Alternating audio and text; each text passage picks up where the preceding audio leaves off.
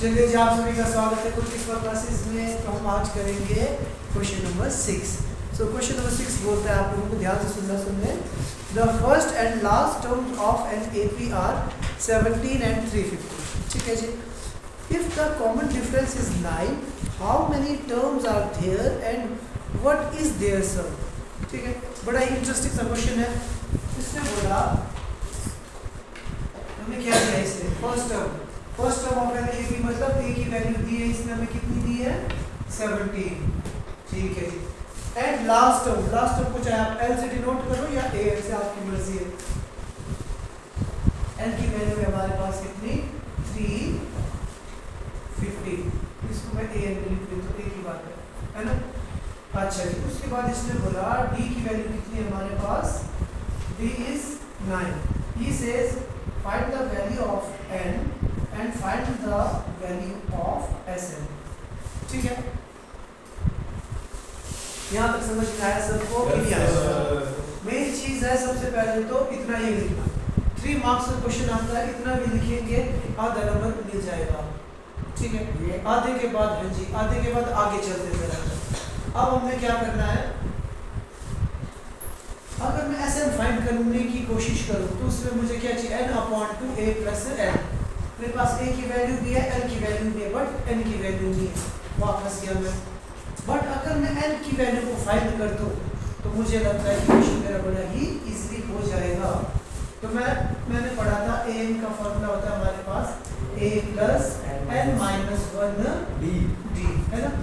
an last term कितनी है हमारे पास 350, a की वैल्यू कितनी है मेरे पास 17, n - 1 और डी की वैल्यू बच्चों हमारे पास 9। इस पूरे चैप्टर में ना गिन के 3 फॉर्मूले, हर क्वेश्चन में उन 3 में से एक फॉर्मूला लगना है। बस आपकी अंडरस्टैंडिंग होनी चाहिए कि कौन सा फॉर्मूला कब लगाना है, बस बाकी कुछ नहीं है। सारे के सारे क्वेश्चन में वही स्टेप है हमारे पास। ठीक है ना। तो क्या आया देखो मेरे पास 350 पॉजिटिव 17 इधर आके नेगेटिव हो गया, यहाँ पे आ गया मेरे पास 9n - 1। ठीक है ना,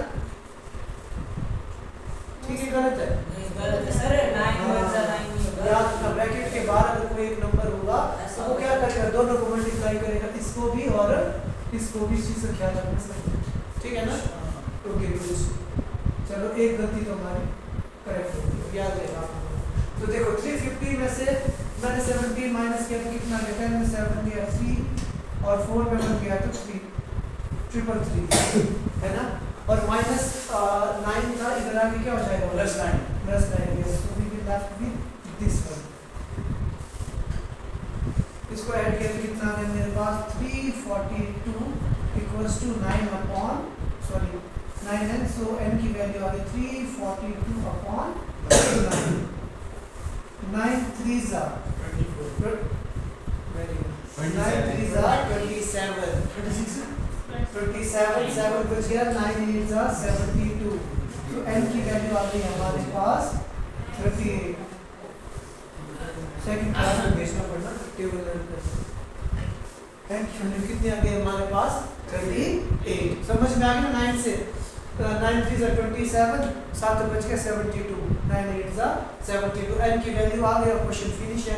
इसके बाद इसमें क्या बोला था, Sn की वैल्यू फाइंड करो, तो we have to find S38 is equal to, direct लिख दूं क्या था फॉर्मूला, n/2a + l।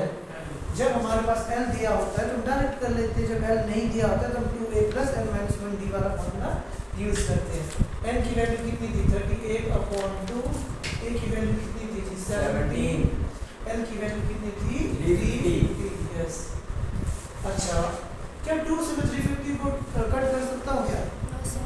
नहीं कर सकता हूँ, क्योंकि वर्ड मास होता है पहले ब्रैकेट सॉल्व करो। यस, तो कितना आ गया जी 19 2s are 38, यहाँ पे 19 मल्टीप्लाई बाय, यहाँ पे आ गया 7, यहाँ पे आ गया 6, यहाँ पे आ गया 3 आई थी। इतना ही कुछ आया क्यों आंसर, है ना। अब इसको 2 तरीके से मल्टीप्लाई कर सकते हो। देखना, एक दिमाग में मेरे पास एक ये है, वैसे तो करने की जरूरत नहीं है। अगर मैं इसको ऐसे लिख दूँ तो ऐसा लिख सकता हूँ क्या, 19 can be written as 20 - 1। 20 से मल्टीप्लाई करूँ कितना आ गया, देखिए 0, 7 × 14, 6 × 12 13, 3 2 6 7 माइनस 367 कितना आ गया, यहाँ आ गया 3, यहाँ बच गया 3, यहाँ आ गया 7, यहाँ बच गया 2 9, यहाँ आ गया 6। That's answer should be this one. इस तरीके से भी मल्टीप्लाई कर सकते हैं कई बार, क्योंकि हमें ना 367 को 19 से मल्टीप्लाई करना मुश्किल लग रहा है, तो इस तरीके से भी कॉमन सेंस यूज कर सकते हैं जल्दी। ठीक है, अब आप लोगों को लग रहा है सर में कहीं करना तो एक बार मल्टीप्लाई में करके ऐसे करते हैं ना मल्टीप्लाई में 9 7 63, क्या है कितना आ गया हमारे पास 6।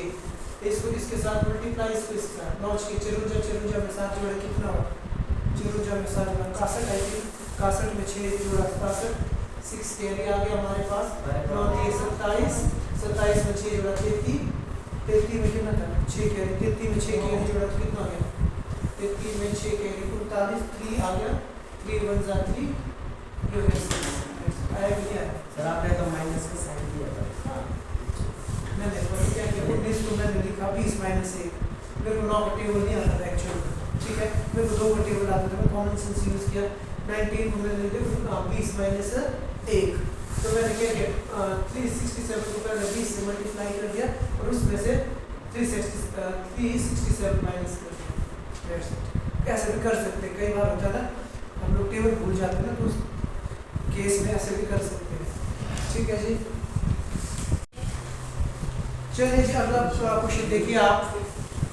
अगला क्वेश्चन है हमारे पास, find the sum of first 22 terms of an AP in which D is 7 and 22th term is 149। देखो क्वेश्चन वही है, अब घुमाने का तरीका है। अब इसने ये नहीं बोला कि लास्ट टर्म हमारे पास कितनी है 149 है, इसने बोला कि भाई आपने क्या करना है 22 बच्चों के नंबर्स जोड़ने हैं, ठीक है, और इसने बोला जो 22वां बच्चा है उसके नंबर कितने हैं 149। 22 ही बच्चे थे, तो लास्ट बच्चा अगर मतलब पूरी क्लास में 22 ही बच्चे थे, तो लास्ट वाला बच्चा कौन हुआ जो 22 नंबर पे है, इसका मतलब इसने हमें क्या दिया है लास्ट। हाँ जी, क्वेश्चन नंबर 7 आई थी, तो इसने बोला फाइंड द सम। इसका मतलब इसमें सबसे पहले तो n की वैल्यू कितनी दी है, कितनी टर्म्स की बात कर रहे हैं समझो, यहाँ n की वैल्यू कितनी है हमारे पास 22। ठीक है जी, और उसके बाद इसने क्या दिया मुझे, d की वैल्यू दी है कितनी है 7। ठीक है जी, इसने बोला a 22th टर्म इज 149। अब लास्ट टर्म में क्यों मान रहा हूँ इसको, क्योंकि इसने बोला कि हमारे पास टोटल टर्म्स कितनी है 22। इसका मतलब चाहे मैं इसको l is equal to a22 लिखूं या a22 is equal to a, इसका मतलब यही होगा। समझ में आया, नहीं लगा पता लगा, नहीं लगा तो पूछो ना। ठीक है, तो और उसके बाद इसने क्या बोला find the sum. He says हमने किसकी वैल्यू को फाइंड करना है, s22 की वैल्यू को फाइंड करना है। इस चैप्टर में सबसे पहले ये पता लगना चाहिए कि हमारे को क्या दिया है इसने। ठीक है, और दूसरी चीज इंपॉर्टेंट चीज क्या फाइंड करना है, 2 चीजों को पता लगना चाहिए, बाकी तो आप लोग कर लोगे। इतना समझ में आया की वैल्यू 22, d की वैल्यू 7, l की वैल्यू ये s22। अब मैं डायरेक्ट पहले मैं करता हूँ ना, मुझे समझ ही नहीं आ रहा मैंने करना क्या है। ठीक है, बट मेरे को याद है कि s22 मतलब इसका अगर मैं सम निकालना चाहूँ तो इसका फॉर्मूला क्या होता है हमारे पास, मैंने पढ़ा था कि Sn होता है हमारे पास किसके बराबर, n/2 a प्लस l के बराबर, यही होता है ना। जब मेरे पास लास्ट टर्म दी हो, n की वैल्यू भी है मेरे पास, l की वैल्यू भी है मेरे पास, सिर्फ क्या नहीं है a की वैल्यू कहाँ से फाइंड करते हो n से। यस a n से, तो a n का फॉर्मूला क्या था बच्चों हमारे पास a plus n minus 1d, a plus n minus 1d। ठीक है जी, तो a n कितना है जी हमारे पास, a22 कितना है 149। ठीक है जी, a की वैल्यू हमने फाइंड करनी है, n की वैल्यू कितनी थी 22 minus 1, d is 7, so we will get 149 equals to a plus 21 multiply by 7, यही हुआ ना 21 multiply by 7, 22 में 21 multiply by 7। ठीक है जी, तो a की वैल्यू कितनी है बच्चों हमारे पास, ध्यान से देखो 149 माइनस 7 1 7 7 2 14, यस a की वैल्यू आ गई हमारे पास 2। क्वेश्चन खत्म। अब हमने क्या करना है, ये जो पहली इक्वेशन फॉर्म में दिए गए हैं इक्वेशन नंबर 1 इसमें वैल्यू पुट कर दीजिए आप लोग। So we will get S22 is equal to A कितना था 2/2 A plus A is what A oh, sorry.